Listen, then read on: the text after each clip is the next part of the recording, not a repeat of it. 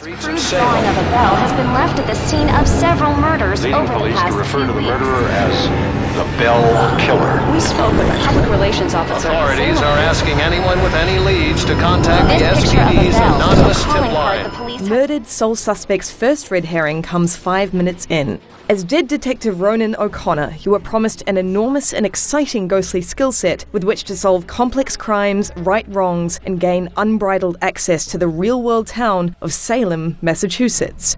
But by the time the credits roll, that promise has only been partially fulfilled. Being a ghost in Murdered is enjoyable in fits and starts, yet the use of your powers is brutally limited, resulting in an almost entirely scripted and therefore watered-down afterlife experience.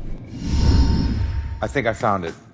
Show me. There's a button on the side of the gun rack. Our hero Ronan is a gravel-voiced lone wolf cliché under a fedora, yet the mystery lying at his feet is more unusual than most. Ronan has a series of bullet holes in his chest, and his unfinished business is to discover the identity of his own killer. It's a powerful whodunit setup, which kept me invested just for the 10 hours it took to reach the reveal, despite Murdered's handful of narrative shortcomings elsewhere. An insistent yet irrelevant subplot involving Ronan's wife, for example, evokes a particularly clunky romance novella. The thoughts of possessed citizens, which Ronan can read, are oddly mundane. Would a new police chief do better?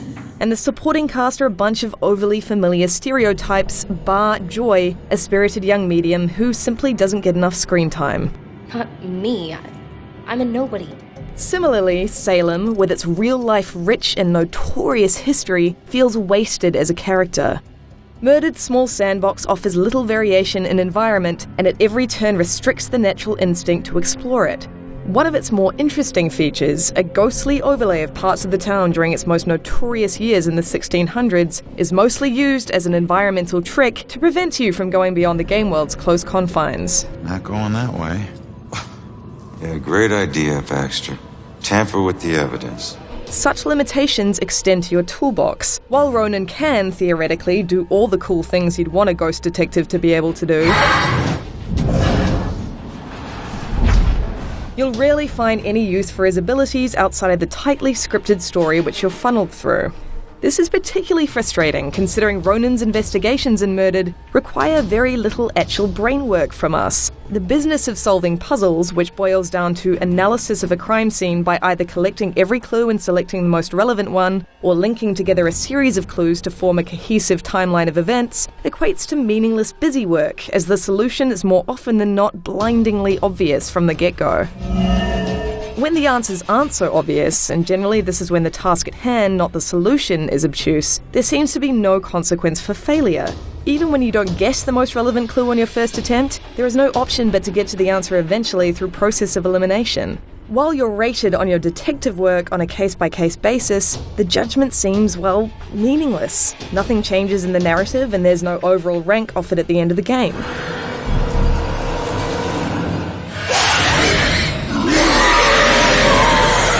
Enemy encounters, on the other hand, offer more room for freedom and tactical thinking. The only way to dispose of Murdered's genuinely frightening soul-sucking demons is to get immediately behind them, and the only way to get immediately behind them is to teleport via the residue of individual ghost souls. It's a neat, fun idea, and one that is bizarrely underutilized for a game trying to sell an atmosphere of danger.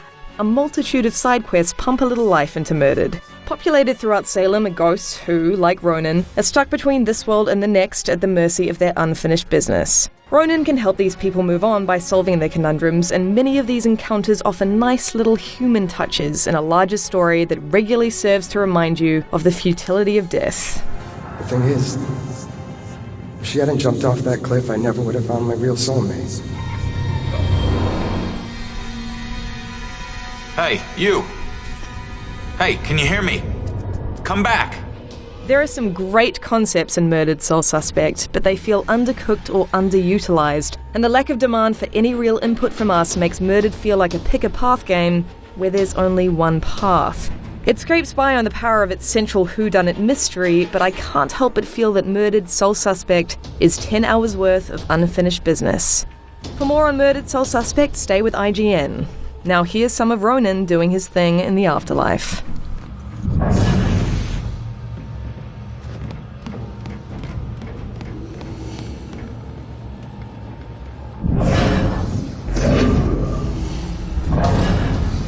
What am I worried about? Nothing is gonna happen.